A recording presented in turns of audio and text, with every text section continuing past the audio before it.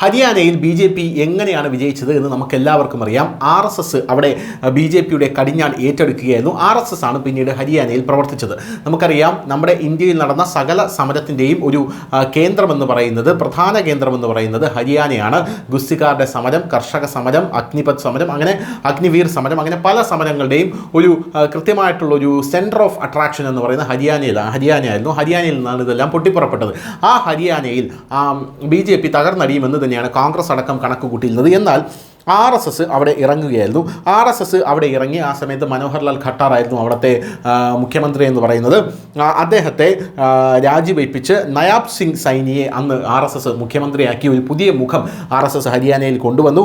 അതിനുശേഷം ആർ.എസ്.എസിൻ്റെ പ്രവർത്തനങ്ങളാണ് ഹരിയാനയിൽ കണ്ടത്. ബി.ജെ.പി അവിടെ മാറി നിന്നു. നരേന്ദ്രമോദി പോലും അവിടെ പ്രചരണത്തിനായി ഇറങ്ങിയില്ല.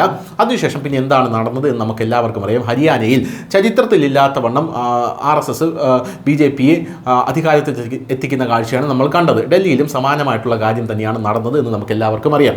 ഇപ്പോഴിതാ ഹരിയാനയിൽ പുതിയൊരു നീക്കം ബി.ജെ.പി തുടങ്ങുകയാണ്. ആ നീക്കം ഇങ്ങനെയാണ്. 78 നേതാക്കളെയാണ് ഇപ്പോൾ ബി.ജെ.പി പാർട്ടിയിൽ നിന്നും പുറത്താക്കിയിരിക്കുന്നത്. യാതൊരു വിട്ടുവീഴ്ചയും വേണ്ട എന്നാണ് ഹരിയാനയിൽ ആർ.എസ്.എസിൻ്റെ തീരുമാനം. വിമതർക്കെതിരെ ബി.ജെ.പി നടപടിയെടുത്തിരിക്കുകയാണ്. തിരഞ്ഞെടുപ്പിന് മുമ്പ് 78 നേതാക്കളെ പാർട്ടിയിൽ നിന്ന് പുറത്താക്കി. ഹരിയാനയിലെ തദ്ദേശ സ്വയംഭരണ സ്ഥാപന തിരഞ്ഞെടുപ്പ് വരികയാണ്. മുനിസിപ്പൽ കോർപ്പറേഷൻ തിരഞ്ഞെടുപ്പിന് മുമ്പ് തന്നെ വിമതരെ എല്ലാം തന്നെ പാർട്ടിയിൽ നിന്ന് പുറത്താക്കാനുള്ള നീക്കമാണ് ഇപ്പോൾ നടത്തിയിരിക്കുന്നത്. അങ്ങനെ 78 പേരെ പുറത്താക്കി. എന്തായാലും മുൻ ഗുരുഗ്രാം മേയർ വിമൽ യാദവ്, മുൻ ഡെപ്യൂട്ടി മേയർ പർമീന്ദർ കതാരിയ എന്നിവർക്കെതിരെയാണ് പാർട്ടി ഈ നടപടി പ്രധാനമായും സ്വീകരിച്ചത്. ഹരിയാന മുനിസിപ്പൽ കോർപ്പറേഷനിലേക്കുള്ള ആദ്യഘട്ട വോട്ടെടുപ്പ് മാർച്ച് 2 നടക്കും എന്നുള്ളതാണ് നമുക്ക് മനസ്സിലാവുന്നത്. ഹരിയാന മുനിസിപ്പൽ കോർപ്പറേഷൻ തിരഞ്ഞെടുപ്പിന് മുമ്പ് തന്നെ ബി.ജെ.പിയിലെ വിമതന്മാരെ എല്ലാം തൂത്തുപിറക്കി പുറത്താക്കുകയാണ്. 78 പ്രവർത്തകരെയാണ് ബി.ജെ.പിയിൽ നിന്ന് 6 വർഷത്തേക്കാണ് സസ്പെൻഡ് ചെയ്തിരിക്കുന്നത് എന്നുള്ളതാണ് പ്രധാനപ്പെട്ട കാര്യം. ഗുരുഗ്രാം മുനിസിപ്പൽ കോർപ്പറേഷനിൽ നിന്ന് 44 പേരെയും, മനേസർ മുനിസിപ്പൽ കോർപ്പറേഷനിൽ നിന്ന് 33 പേരെയും, പട്ടൗഡിയിൽ നിന്ന് ഒരാളെയും പാർട്ടിയിൽ നിന്ന് പുറത്താക്കിയതായുള്ള റിപ്പോർട്ടുകളാണ് നമുക്ക് ലഭിക്കുന്നത്.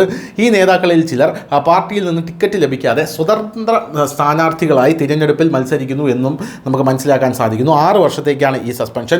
ഏറെ ചർച്ചകൾക്ക് ശേഷം ഹരിയാന പ്രദേശ് ബി.ജെ.പി ഈ നേതാക്കളെ 6 വർഷത്തേക്ക് സസ്പെൻഡ് ചെയ്യുകയായിരുന്നു. പാർട്ടി വിരുദ്ധ പ്രവർത്തനങ്ങൾ നടത്തിയെന്ന് ആരോപിച്ചാണ് പുറത്താക്കൽ. ഈ നേതാക്കളുടെ പ്രാഥമിക അംഗത്വം ഉടനടി പ്രാബല്യത്തിൽ റദ്ദാക്കിയിരിക്കുന്നു എന്ന റിപ്പോർട്ടുകളും നമുക്ക് ലഭിക്കുന്നുണ്ട്. പോരാത്തതിന് ഈ ഒരു മാതൃക പിന്തുടർന്നുകൊണ്ട് കോൺഗ്രസ് 7 നേതാക്കളെ പാർട്ടിയിൽ നിന്ന് പുറത്താക്കാനുള്ള ഒരു നീക്കവും നടത്തിയെന്ന് മനസ്സിലാക്കാൻ സാധിക്കുന്നു. പാർട്ടിയുടെ ഉത്തരവ് പ്രകാരം 7 നേതാക്കളെ 6 വർഷത്തേക്ക് അടിയന്തരമായി കോൺഗ്രസും സസ്പെൻഡ് ചെയ്യാൻ പോവുകയാണ് എന്നാണ് നമുക്ക് മനസ്സിലാക്കാൻ സാധിക്കുന്നത്. ആർ.എസ്.എസിൻ്റെ പാത തന്നെയാണ് കോൺഗ്രസ് അവിടെ പിന്തുടരുന്നത് എന്നുള്ളത് വേറൊരു കാര്യം. അതായത് ബി.ജെ.പി എന്താണോ ചെയ്യുന്നത്, ആർ.എസ്.എസ് എന്താണോ ചെയ്യുന്നത്, സമാനമായിട്ടുള്ള ഒരു സെറ്റപ്പാണ് തങ്ങളുടെ പാർട്ടിയിലും അവർ കൊണ്ടുവരാൻ ശ്രമിച്ചുകൊണ്ടിരിക്കുന്നത്. News desk, news India Malayalam.